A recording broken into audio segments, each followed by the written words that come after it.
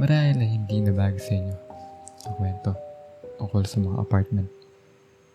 Kadalasan kasi ay isa ito sa mga bagay na sadyang nagdadala sa atin ng kababalaghan. Pero ang kwentong ibabahagi ko sa inyo ay kakaibang kwento at talaga nga naman magpapagising sa inyo ng buong gabi sa takot. Kahit ako ay ayaw ko na din itong ikwento o alalahanin pa dahil ang alaala ko na to ay hindi ko na kayang balikan pa. Pero para sa inyong din kaalaman ay akin na din itong ibabahagi.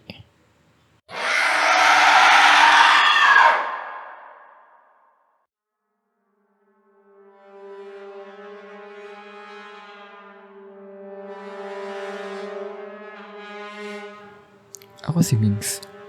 Nakatira ako sa bayan ng Bukawi, sa probinsya ng Bulacan, bilang isang tenant ng apartment.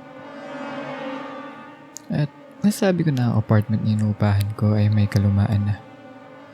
Pero dahil single naman ako at wala pa masyadong balak mag-asawa, ay tinis ko na lamang tumira dito para makatipid na din. Last month lang ako lumipat dito at masabi ko naman na okay ang lahat. Hanggang dumating ang isang araw. Sa apartment kasi ay meron akong katabing kapitbahay na masasabi kong sobrang weirdo. Kasi sa tuwing papanik ako sa balkon ay makita mo lamang siya natulala. Senior citizen na si Lola. Yun ang tawag ko sa kanya. At binabati ko siya tuwing umaga sa tuwing aalis ako papunta ng trabaho. Hindi siya umiti or tumatango man lang. Basta nakaugalin ko na lamang na batiin siya sa tuwing aalis ako. Kasi baka naman sabihin niya na kabago-bago ko pa lamang. Wala na akong respeto.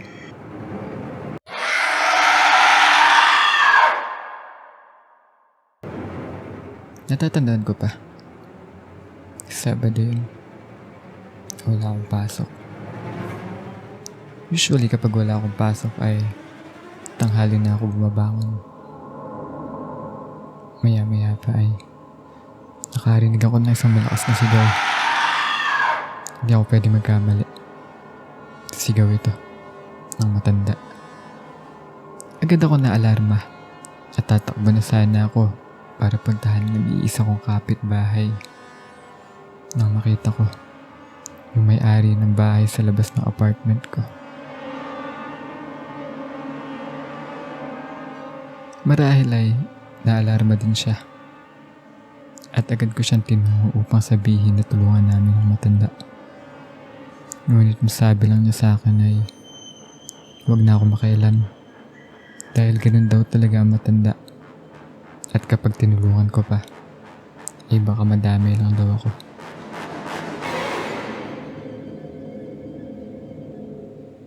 Hindi ako mapakali. Kasi hindi ko man lang matulungan ang nag-iisang tao sa tabi na tinitiran ko. Ang dami kong tanong sa aking isipan. Sino ang nananakit kay Lola? At bakit ayaw ako ng may-ari na makialam?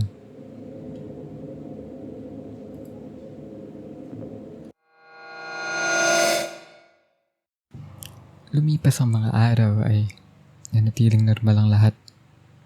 At nung dumating ang Sabado, ay umiyak na naman ang matanda ng pagkalakas-lakas. Naalala ko pa ang boses at eksaktong sinabi niya nung araw na yun. Parang awa mo na. Ayoko na. Muli ay pumunta na naman ako sa labas. Pero gano'n na lang ang pagkabigla ko. Nung makita ko na naman ang may-ari. Pero ngayon, nakakuyom ang kanyang mga palad. At halata ang takot sa kanyang mga muka. Ano po bang problema? Bakit hindi po natin matulungan si Lola? Kawawa naman po siya. Sabi ko, hindi ito umimik. At bagkus, tumalikot ito sa akin. Sabay sabing, wala tayong magagawa dyan.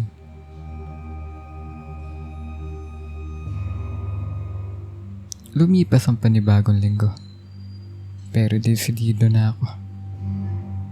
Tumawag ako sa pulisya para i-report yung pangyayari. Pero nagulat ako sa tugon ng pulis sa akin nang malaman ang address ko.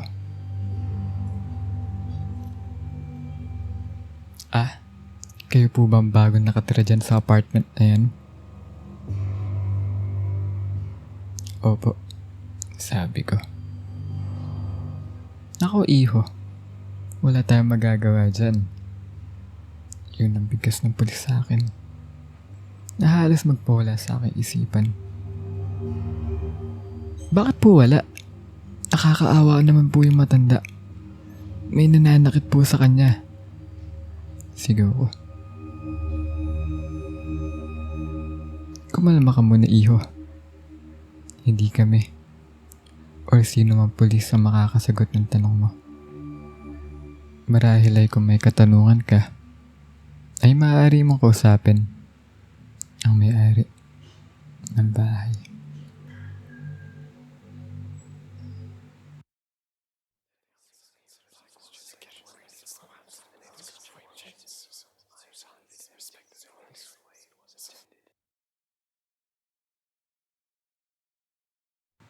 Lumipas ang pinabagong linggo at ang sigaw ni Lola ay tila lumalala. Lumabas ako ng bahay pero sa pagkabigla ko ay wala na sa pintuan ng landlord ko. Eto na marahil ang pagkakataon ko na pumasok sa bahay. Ngunit pagpasok ko ay nakita ko lang siya na umiiyak na nakatayo habang nakikita ay tsura ng matanda at tila nagmamakaawa at nakaluhod sa lupa. Inay, tama na, sigaw ng landlord habang umaagos ang kanyang mga luha.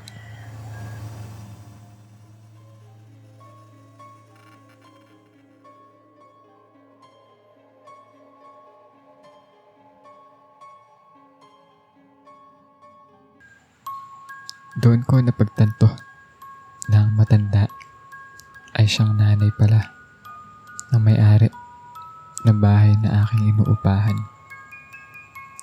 Pero bakit ayaw niya ako patulungan sa tuwing sumisigaw ito? Bakit hinahayaan niya lamang ang nanay niya na manirahan mag-isa? Tuloy pa din sa pag-iyak ang matanda habang nakasubsob sa lupa hanggang sa mawala na ito ng ulirat. At pagkatapos yun, ay doon ay pinaliwanag sa akin ng landlord ang tunay na pangyayari at kwento sa kanyang pagsigaw tuwing Sabado.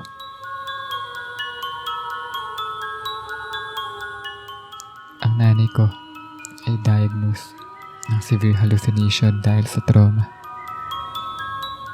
Sabado nun, masayang naglalaba ang aking inay at nang walang katubili ay bigla siyang saktan ng aking ama nang dahil sa pera. Nalulung kasi ito sa sabong at sa tuwing wala itong pera ay sinasaktan niya si inay hanggang dumating ang nasabing araw. Hinampas siya ng pingganitay dahilan para bumagsak siya, pero nakakuha siya ng patalim at agad dyan tinarak sa tiyan ni Itay dahilan para bumagsak ito. Mawala ng malay at mamatay.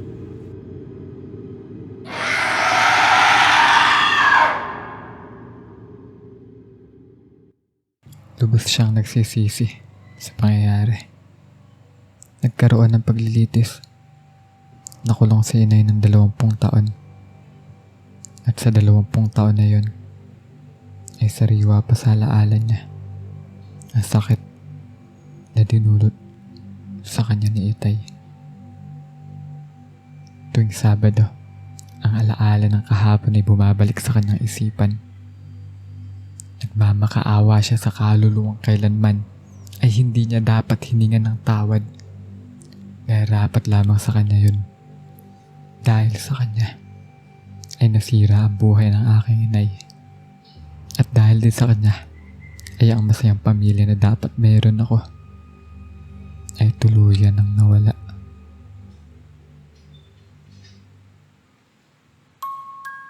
Tagos sa dibdib ang binitawan na salita ng landlord at pati ako ay napaiyak na din. Hindi ko akalain na may experience ko ang ganitong klaseng bagay. Sa halip na matakot ako, ay awa ang siyang babalot sa aking pagkatao.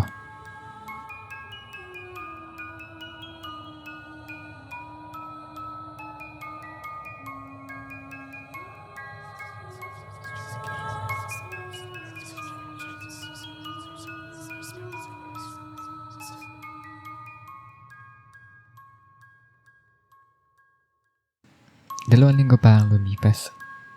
At doon, ay nagdesisyon na ako magpaalam. At lilisanin ko na ang apartment. Ito naman, ay lubos na tinanggap ng landlord. At nag-iwan pa ng mensahe na mag-iingat ako sa aking susunod na paglalakbay. Simula noon ay wala na akong narinig na kwento pa sa apartment. Hanggang sa balitang narinig ko kahapon.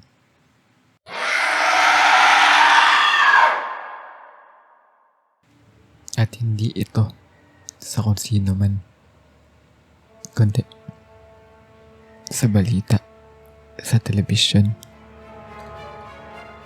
Isang matanda sa Bukawi, Bulacan ang natagpuang patay sa kanyang apartment. May tama ito ng 78 saksak at ang tinuturing na suspect ay walang iba kundi ang sarili nitong anak na nakulong na din ng 10 taon sa kasong attempted parricide sa mismong biktima, ang kanyang ina.